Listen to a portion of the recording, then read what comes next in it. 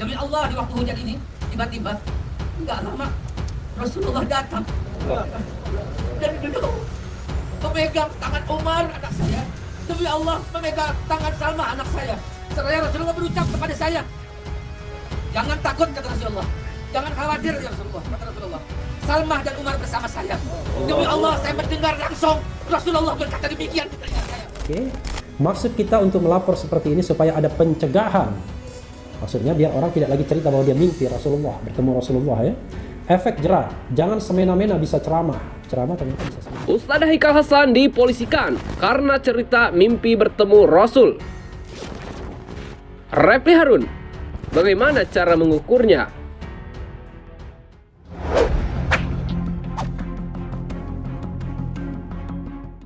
Saya nangis sejadi-jadinya. Demi Allah, di kubur ini, demi Allah, di waktu hujan ini, tiba-tiba, nggak lama, Rasulullah datang. Dan duduk, memegang tangan Umar, anak saya. Demi Allah, memegang tangan Salma, anak saya. Seraya Rasulullah berucap kepada saya, jangan takut, kata Rasulullah. Jangan khawatir, ya Rasulullah, kata Rasulullah. Salma dan Umar bersama saya. Demi Allah, saya mendengar langsung Rasulullah berkata demikian di telinga saya. Sambil megang tangan Umar, sambil megang tangan Salma. Hari ini saya saksikan dan sampaikan kepada ibu cerita yang belum pernah saya sampaikan kemana-mana.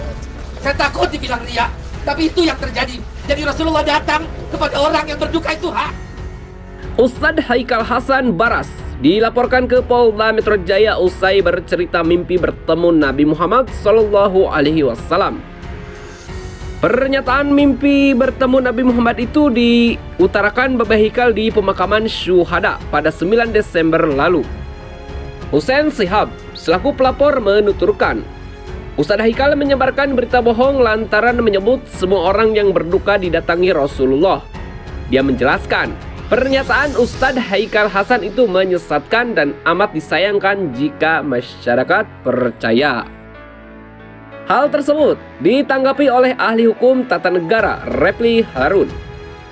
Dia menghormati hak pelapor, namun menurutnya sebuah mimpi adalah hal yang sulit untuk diukur menggunakan instrumen hukum. Melaporkan orang bermimpi itu bagaimana mengukurnya? Hukum itu harus ada ukuran. Bagaimana mengukur seseorang itu bohong kalau yang dia ceritakan itu mimpi? Tidak ada saksinya. Apakah dia benar bermimpi atau tidak? Kan tidak ada orang yang tahu. Juga tidak ada proses pembuktian orang yang melihat dan mendengar mimpi itu, ujar Refli. Tiba-tiba, nggak lama, Rasulullah datang. Dan duduk, memegang tangan Umar, anak saya. Demi Allah, memegang tangan Salma, anak saya.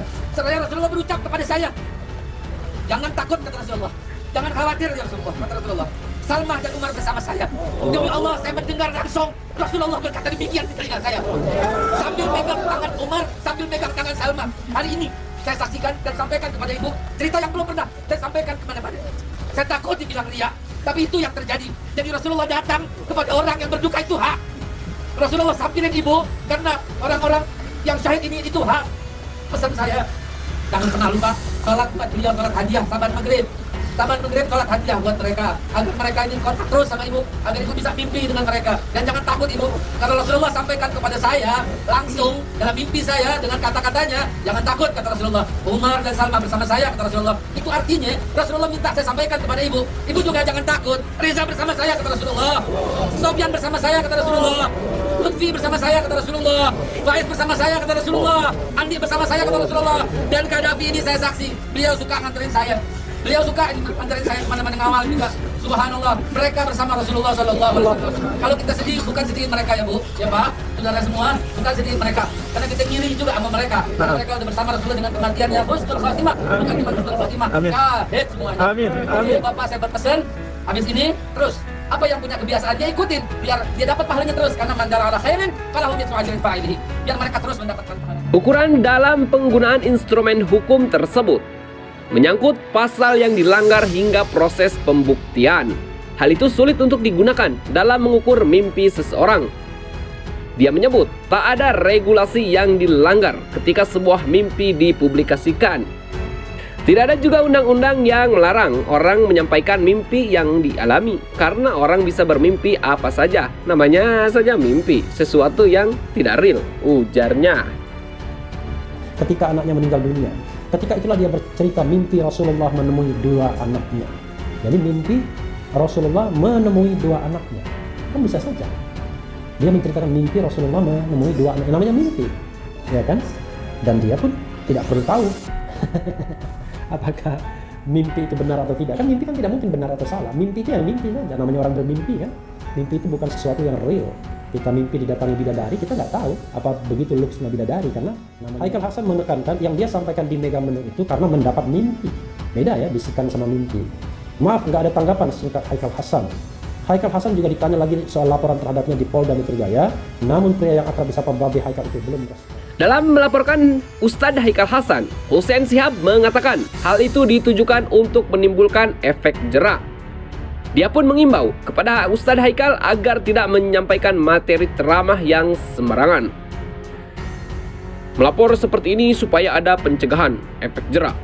Jangan semena-mena bisa ceramah, punya gelar Ustadz, Kiai, atau Habib supaya hal seperti ini tidak melebar, supaya orang ada efek jerahnya dan upaya tidak mengulangi lagi, ucapnya. Oke, kita lanjutkan.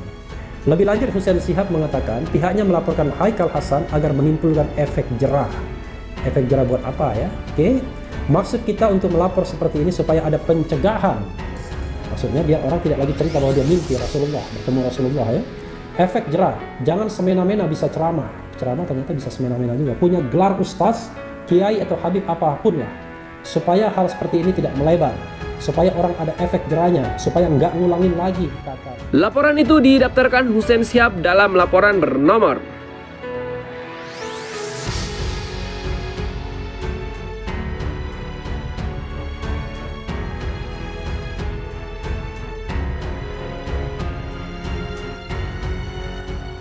Ustadz Haikal Hasan dilaporkan atas tuduhan tindak pidana ujaran kebencian melalui informasi dan transaksi elektronik atau ITE dan penistaan agama serta menyebarkan berita bohong atau hoax. Anak saya pertama meninggal dunia, namanya Umar Abdullah. Anak saya yang kedua, lagi saya gendong, Allah panggil lagi, namanya Salma Hanifah. Saya nangis sejadi-jadinya. Demi Allah di kubur ini, demi Allah di waktu hujan ini, tiba-tiba, enggak lama, Rasulullah datang dan duduk memegang tangan Umar anak saya. Demi Allah memegang tangan Salma anak saya. Seraya Rasulullah berucap kepada saya, jangan takut kata Rasulullah, jangan khawatir ya Rasulullah, kata Rasulullah. Salma dan Umar bersama saya. Demi Allah saya mendengar langsung Rasulullah berkata demikian di telinga saya. Sambil megang tangan Umar, sambil megang tangan Salma. Hari ini saya saksikan dan sampaikan kepada ibu cerita yang belum pernah saya sampaikan kemana-mana. Saya takut dibilang riya, tapi itu yang terjadi. Jadi Rasulullah datang kepada orang yang berduka itu hak. Rasulullah sampirin ibu karena orang-orang yang syahid ini itu hak. Pesan saya, jangan pernah lupa sholat beliau, sholat hadiah sahabat maghrib.